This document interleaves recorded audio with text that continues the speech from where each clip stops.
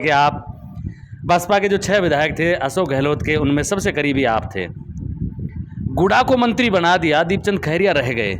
लोग ये सवाल पूछते हैं क्या क्या मामला था ये? बताएंगे नहीं आप, कोई बात नहीं।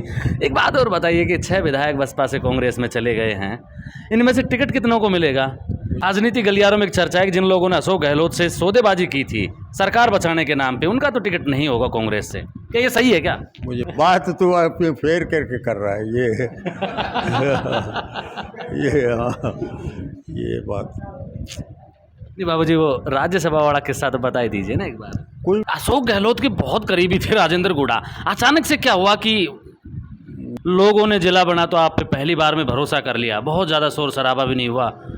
मैं जान रहा हूँ कि दोबारा से एक बार ये चीज़ बताइए कि कौन कौन से ऐसे कार्यालय हैं जो यहाँ रहेंगे? अब तय ये होगा कि खैरतल और किशनगढ़ के लोग बेवकूफ़ बनेंगे, तिजारा के बनेंगे। कौन अब जो कंट्रोवर्सी निकल के आती, फिर ऐसी क्या मजबूरी थी जो बसपा में गए और चुनाव लड़ा? जब इतने ही बड़े कांग्रेसी थे तो जाना नहीं चाहिए था ना कि एससी के वोटर्स ने आपका बढ़ चढ़ के सहयोग किया। 2 अप्रैल 2018 को एक बड़ा विवाद हुआ, खैरतल में कई लोगों पे मुकदमे चले उस मामले में, और आज तक वो चल रहे हैं। उस समय बीजेपी की सरकार थी।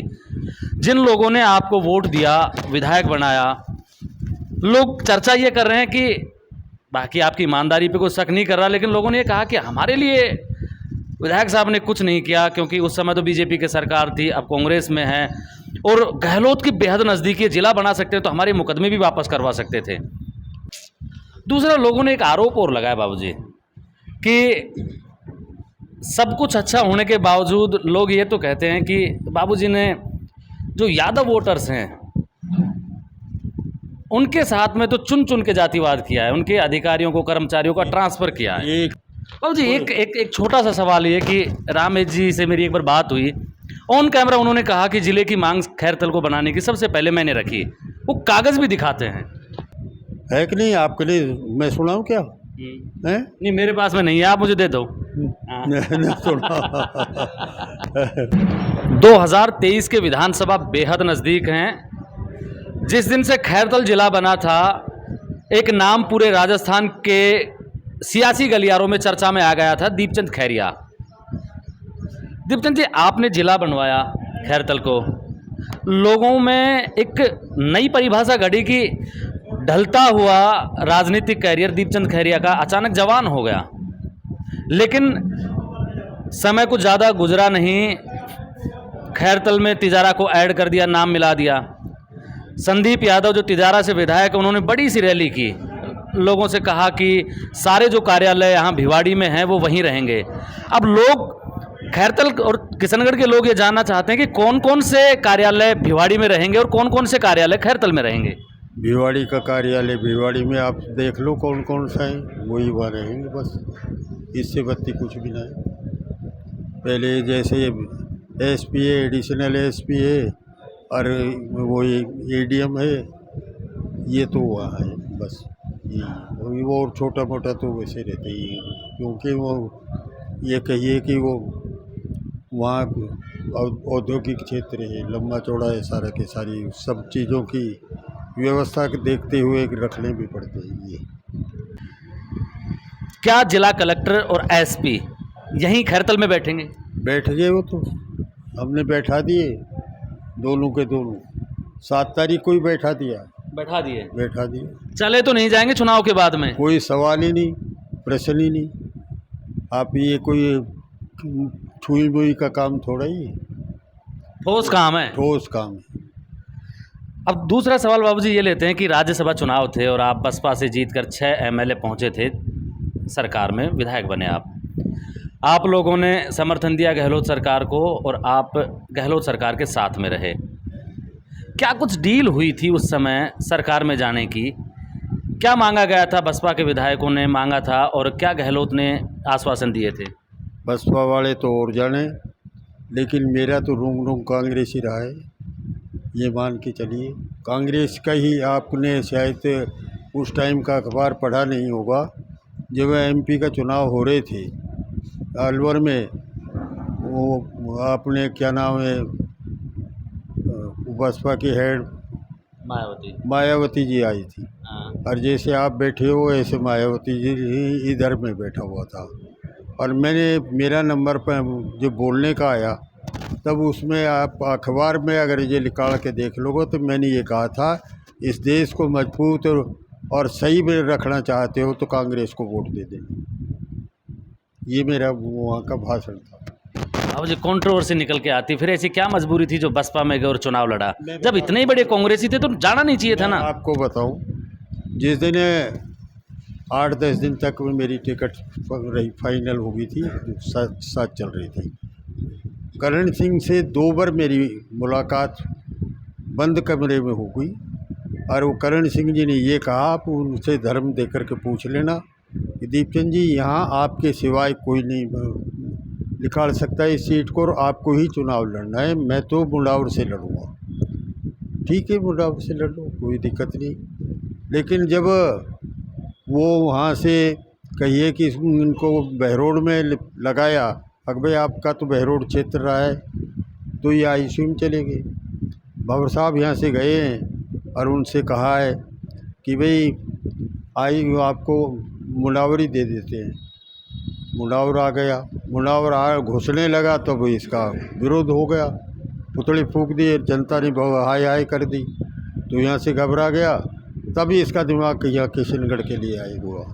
और किशनगढ़ में भी आपको शायद पता नहीं, मैं उनका नाम क्यों गुजर गए, इनका दोनों के दोनों पदों से इस्तीफा, MP पद से भी, कांग्रेस पद से भी, तो अहमद पटेल को सौंप दिया इन्होंने। डॉक्टर करण सिंह ने अपने इस्तीफे या तो मेरे को टिकट दो वरना मैं ये ले लूँ। अहमद पटेल होशियार था। देखो मैं बताऊँ, राहुल गांधी का क्या, पहले से ही उनके खानदान में रहे, विश्वसनीय आदमी था। उन्होंने किशनगढ़ आवास रोका जाता है, ये TV पे डाल दिया, रोक दिया। मैंने कोई परवाह नहीं, सही बात कहता हूँ मैं, ईमानदारी की बात है, मैंने परवाह नहीं की। ठीक है भाई, फैसला है उसको, ये एक बार क्या, मैं तो कई बार ऐसे झेले, इसलिए मैंने उसकी परवाह नहीं की कि भाई ठीक है, जो फैसला हो जाएगा वो हो जाएगा।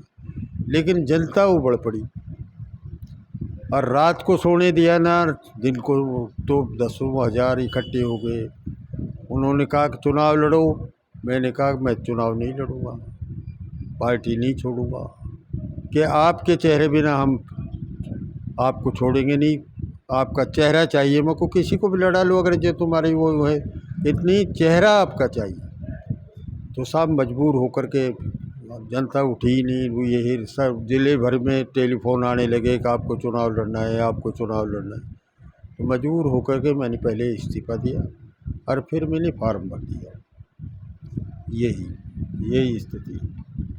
बाबू जी, आप बसपा से चुनाव लड़े और SC के जो वोटर्स हैं उन्होंने बढ़ चढ़ के हिस्सा लिया, बहुत अच्छे आपको वोट दिए, आपको विधायक बना के विधानसभा भेज दिया।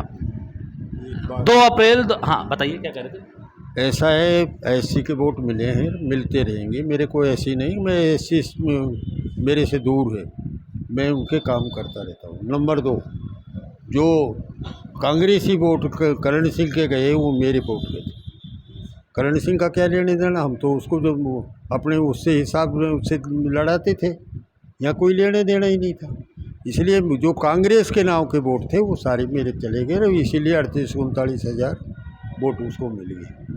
ये भी तो बात ही साथ साथ। नहीं बाबू जी, मैं सवाल ये कर रहा था कि SC के वोटर्स ने आपका बढ़ चढ़ के सहयोग किया। 2 अप्रैल 2018 को एक बड़ा विवाद हुआ, खैरतल में कई लोगों पे मुकदमे चले उस मामले में, और आज तक वो चल रहे हैं। उस समय BJP की सरकार थी। जिन लोगों ने आपको वोट दिया, विधायक बनाया, लोग चर्चा ये कर रहे हैं कि, बाकी आपकी ईमानदारी पे कोई शक नहीं कर रहा, लेकिन लोगों ने ये कहा कि हमारे लिए विधायक साहब ने कुछ नहीं किया, क्योंकि उस समय तो BJP की सरकार थी, अब कांग्रेस में है, और गहलोत की बेहद नज़दीकी, जिला बना सकते हैं तो हमारे मुकदमे भी वापस करवा सकते थे। 1 मिनट सुनिए, बात सही है, जब करके वोट दिए उन्होंने, ये इसलिए निश्चित तौर से ये कहेंगे कि BJP ने सुनियोजित तरीके से इन लोगों को 70 आदमियों के तो खिलाफ वहाँ नाम लिखवा दिए, 10 का यहाँ नाम लिखवाया, लेकिन यहाँ तो पार नहीं पड़ी, क्योंकि थानेदार ने एकाक साहब सारे के सारे मेरे साथ थे, कोई वो नहीं, इन्होंने चला करके कांग्रेसियों के नाम लिखवाए थे जिससे दबोची जाए कांग्रेस। ये तो रह गए, उनका चालान हुआ है, ये बिल्कुल सही है। और हम ऐसी बात नहीं है कि हम पीछे रहे, लेकिन मैं उन बातों को भी कहना नहीं चाहता। निकट भविष्य में शायद कोई बात आ जाएगी। दूसरा, लोगों ने एक आरोप और लगाया बाबूजी कि सब कुछ अच्छा होने के बावजूद लोग ये तो कहते हैं कि बाबूजी ने जो यादव वोटर्स हैं उनके साथ में तो चुन चुन के जातिवाद किया है, उनके अधिकारियों को, कर्मचारियों का ट्रांसफ़र किया है। एक मिनट सुनिए, आप ईमानदारी से काम करेंगे, आप जी उस क्षेत्र में जाइए। मैं ले गया और उन यादव को, और एक को भी नहीं छेड़ा है। कौन है ये? तो ये इसलिए वो कर रखा है दुष्प्रचार, अब भाई अहीर इकट्ठे रहे। नहीं तो पूछ लो ना उनसे, जिनका टीचरों से पूछ लो, कभी मैंने छेड़ा भी हो तो बता देना। यहाँ वो लाया 300 यहाँ से भगाए, 300 यादवों को लाया, उनको भी नहीं छेड़ा मैंने। कौन कहता है ये? और मैं तो यादवों के पक्ष में रहा हूँ, कल्याण सिंह के साथ रहा, घासीराम जी के साथ रहा, राम सिंह जी के साथ हमेशा साथ रहा। ये मान के चलिए आप, हर एक के साथ रहा। और ऐसा नहीं कि मेरे ऊपर कोई आंगली वैसे उठा दे, लेकिन ये तो राजनीतिक मुद्दा ही बना रखा है। कदे यादव इधर उधर चले जाए नदीप चल के, ये आरोप लगा। अहीरों की गोलबंदी के लिए ऐसी अफवाह फैलाई जा रही है। नहीं तो मैं पूछ लो, अहीरों से पूछ लो, उनको मैंने जो मांगा है, सड़क भी दी है, हॉस्पिटल भी खुलवाए। वहाँ में आज तक बूढ़ी बावड़ में हॉस्पिटल था क्या? यादव का है कि नहीं? हॉस्पिटल मैंने खोला है। लगड़बास में यादव हैं कि नहीं? वहाँ मैंने हॉस्पिटल खोला है। तिगावा में हॉस्पिटल है कि नहीं? वो यादव हैं कि नहीं? वहाँ मैंने हॉस्पिटल खोला है। नूमेड़ा में सड़क मांगी, मैंने सड़क दी है। आपके गंगापुरी में सड़क पहले दी है, अब भी रेणु वर्क में जो मांगा है वो है, और जो भी मांग रहे हैं मैं उनको दे रहा हूँ। कौन कहता है ये आरोप मेरे बहुत, यानी मैं ये कहिए कि यादवों के बीच में ही ज़्यादा रहा हूँ। हाँ बाबू जी, एक चीज़ और बताइए कि यहाँ कॉलेज था अपने किशनगढ़ में, उस कॉलेज को आप खैरतल लेके चले गए, जबकि ये भी हो सकता था कि संकाय बढ़वा दी जाती, सीटें बढ़वा दी जाती। कहाँ था कॉलेज? कौन कहता है? रामेश जी बता रहे थे। रामेश तो बहुत झूठ बोलता है, क्या समझा आप? उसकी झूठ आज तक नहीं पकड़ पाए क्या? उस आदमी का तो झूठ के सिवाय कोई काम ही नहीं। यहाँ कोई कॉलेज नहीं था, गलत कहते हैं ये हो। वो भी वो छोटा मोटा वो है, ये हमने एग्रीकल्चर कॉलेज खोल दिया। मामूली कॉलेज है क्या? आप जाके देख लो। नहीं, भवन बन रहा है उसका। लड़कियों का कॉलेज खोल दिया, यहाँ भी जाके देख लो, उस पर भी काम चल रहा है। इसलिए किशनगढ़ में अनाज मंडी को मैंने मंडी बनवा दी। और ये कहता था कि यहाँ उसमें अनाज मंडी में कोई भी पट्टा नहीं दिवा पाएगा। सारे पट्टों का फैसला करा करके पट्टे एक का एक दिवा है, और इसकी घरवाली को पट्टा सौंपा है। क्या बात करते हो आप? मेरा इतना काम कर देगा कि ये? इसका काम तो और थे जो मैं कहना नहीं चाहता, और कभी टाइम आएगा तो मैं कह दूँगा। इसके काम ये नहीं थे, आगे विकास करें, जनता के हित में काम करें, ये काम नहीं थे इसके। इसके काम बहुत खतरनाक वो हैं, मैं अपनी ज़बान से अभी खोलना नहीं चाहता, हल्की ज़बान कह दीजिए ना। नहीं, मैं अच्छा नहीं समझता।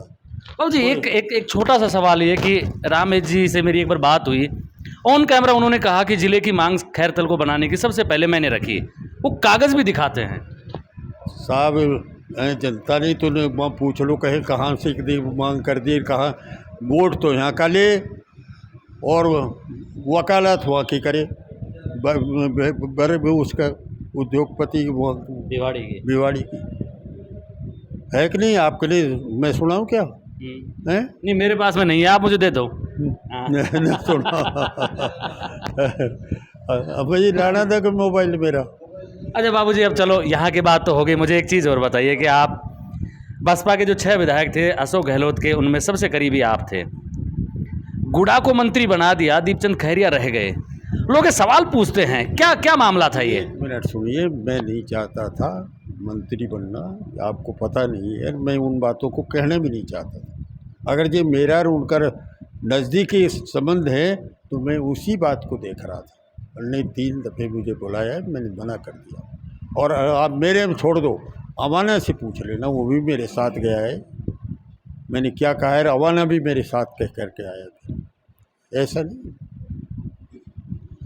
राज्यसभा के चुनाव थे और बसपा के विधायकों को खरीदने के लिए दोनों ही पार्टियां जोर लगा रही थी। जो लाल डायरी का जिक्र आता है उसमें कहा जाता है कि जो राज्यसभा चुनाव के दौरान खरीद फरोख्त थी उसका भी कुछ लिखा पड़ी है। आपके पास भी कोई बीजेपी की तरफ से ऑफर आया था क्या? मेरे को तो चाय को भी ऑफर नहीं आया। अब भाई वोट दे देना, चाय तो पी ले। बोलो। नहीं, बीजेपी की तरफ से कोई ऑफर था क्या? ऑफर छोड़िए उन बातों को, जाने दो। जाने थे, वो तो आम जनता में आए पहले से। नहीं बता दीजिए ना, क्योंकि लोगों का जो पैसा है किस तरीके से लूटा जाता है, बर्बाद किया जाता ऐसा है। है, मैंने आपको पता है, मीडिया आपके सारा का सारा जानता है जयपुर का। मैंने एक बात कही थी कि मेरा खरीदार इस दुनिया में भी पैदा नहीं हुआ। आप फिर अर्थ लगाते लोग के क्या है। ये है। बाबूजी बताएंगे नहीं आप, कोई बात नहीं। एक बात और बताइए कि 6 विधायक बसपा से कांग्रेस में चले गए हैं, इनमें से टिकट कितनों को मिलेगा? मुझे मालूम नहीं, टिकट देने वाले बताएंगे। मेरे पास टिकट का सौदा थोड़ा ही है। आप अशोक गहलोत आपसे पूछते तो हैं बाबूजी, बता दीजिए ना एक बार। नहीं, ऐसी बात कोई इशारा तो दीजिए। देखिए, वो ऊपर वाले फैसला करते हैं। मैं इसमें कुछ भी नहीं कह सकता, एक शब्द भी नहीं कह सकता। राजनीति गलियारों में एक चर्चा है कि जिन लोगों ने अशोक गहलोत से सौदेबाजी की थी सरकार बचाने के नाम पे, उनका तो टिकट नहीं होगा कांग्रेस से। क्या ये सही है क्या? मुझे पता नहीं, मैं कह रहा हूँ, मैं कुछ भी नहीं कह सकता इसमें से, कतई नहीं कह सकता। जो ऊपर के हाईकमान की बात है उसके बारे में मैं कैसे कह दूँगा? हाईकमान फैसला करेगा और हाईकमान जो फैसला करेगा सिरोधारी है, ये भी बात है। अब सचिन पायलट और अशोक गहलोत दोनों एक मंच पे आ गए हैं। सचिन भी मेरे ऊपर वो उपकार काफ़ी किए उसने। बहुत सी बातें मेरी मानते थे, ऐसा नहीं सचिन से मैं दूर हूँ। ये सचिन साहब भी ऐसे नहीं, सचिन पायलट और अशोक गहलोत नहीं, सचिन पायलट से कभी आपकी बातचीत हुई हो, कुछ कहा हो? मैं ये कह रहा हूँ, सचिन जी मेरे भी मिलते हैं, हम खुशी खुशी से मिलते हैं। और ये ऐसा नहीं, एक शब्द में कोई किसी के खिलाफ बोलता नहीं, और सम्मान ही करता हूँ मैं हमेशा। ये हर एक व्यक्ति का भी सम्मान करता हूँ। लोग कह रहे हैं कि उम्रदराज जो लोग हैं उनकी टिकटें काटेंगी दोनों ही पार्टियां। अब अपन कांग्रेस की बात करें तो आप भी उम्रदराज मैं हूँ, लेकिन आपके पास रिपोर्ट गलत है। अच्छा, अगर जो उन्होंने कह रखी है सरकार, अगर जो हमने बढ़ानी है तो जीतने वाले कैंडिडेटों को टिकट देंगे।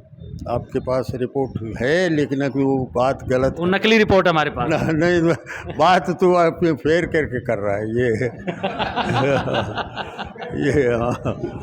ये बात नहीं बाबूजी, वो राज्यसभा वाला किस्सा तो बता ही दीजिए ना एक बार। कोई भी नहीं, कोई राज्यसभा का मेरे पास तो नहीं है, कोई भी है, होना भी नहीं चाहिए। कोई लेने वाले भी नहीं थे इनमें, राज्यसभा के भी लेने वाले कतई नहीं थे। आपको सही आए फैसले करें कि हम आपके साथ हैं, मिलाए हैं सबों से। मनमोहन सिंह जी आए उसमें, और पीछे आए उनसे, सबों से मिले और हम कह दिया कि उस टाइम बांटे, उनमें हमारा एक एक वोट गया है। ऐसा नहीं, धोखा नहीं दे सकते। अशोक गहलोत के बहुत करीबी थे राजेंद्र गुड़ा, अचानक से क्या हुआ कि? मैं इस बारे में राजेंद्र गुड़ा के बारे में ही कहूँगा कि आप उन्हीं से बात करो। नहीं, आप बेहद नज़दीक हैं तो लोग ये जानना चाहते हैं कि ऐसे क्या हुआ है, मतलब मैं ये वो जाने उनको तो मंत्री भी बनाया था, आपको मंत्री नहीं बनाया, फिर भी आप न मंत्री का वो तो दे रखा है, मेरे स्टेट मिनिस्टर का दर्जा। अच्छा, मैं प्रयोग नहीं करता वैसे, जैसा और दिखावे ना कि एस्कॉर्ट आके खड़ी हो जाती थी, मैंने कह दिया भगाओ ले जाओ, मैं तो अपने आप ही घूमूँ। ये विधायक आजकल पुलिस का बड़ा अच्छा इस्तेमाल कर रहे हैं, मुख्यमंत्री जैसा काफिला लेके चलते हैं। मैं नहीं करता, देखा है कि मेरे को, मैं नहीं करता। मैं अपने आप में ठीक है ना, मैं मेरे कोई दुश्मन ना कोई बात है, इसलिए मैं क्या करूँ, काफिला करूँ। लोगों ने जिला बना तो आप पे पहली बार में भरोसा कर लिया, बहुत ज़्यादा शोर शराबा भी नहीं हुआ। तय ये होगा कि खैरतल और किशनगढ़ के लोग बेवकूफ़ बनेंगे, तिजारा के बनेंगे? कौन कौन से कार्यालय यहाँ रहेंगे? मिनट सुनिए, जिला खैरतल का है और जो भी ज़िले में आएगी एक की एक चीज़ यहाँ पर है, वहाँ एक्स्ट्रा हैं जो हैं, बस मतलब जो वहाँ अब तक हैं वही रहेंगे। वही। और वो कोई आवश्यकता हुई तो छोटी मोटी जो भी कोई बात होगी, ये सब मैं नहीं कह सकता, लेकिन ये निश्चित है कि यहाँ से ज़िले की जितने भी हैं वो यहाँ रहेंगे। इसका मतलब तो संदीप के साथ धोखा हुआ है फिर। नहीं, कोई संदीप के साथ धोखा नहीं, मैंने पहले ही कह दिया था, घबराए मत भाई। घबराए मत। ये तो ये थे हमारे साथ में दीपचंद खैरिया जी, किशनगढ़ बास से विधायक हैं, बसपा से कांग्रेस में गए थे। आप मेरे साथ देख रहे हैं ब्लैक एंड व्हाइट सच। मैं महेंद्र यादव। जय हिंद, जय भारत।